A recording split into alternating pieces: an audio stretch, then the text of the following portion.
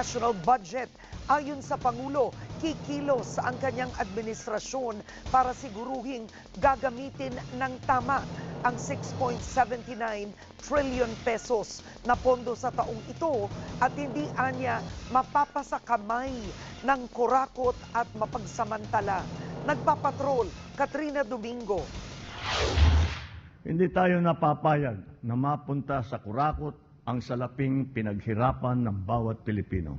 Ito ang garantiya ni Pangulong Ferdinand Marcos Jr. matapos lagdaan ang 2026 General Appropriations Act na nagkakahalaga ng 6.79 trillion pesos. Batid ng Pangulo na may agam-agam ang publiko sa kung paano ginagastos ng gobyerno ang pera ng taong bayan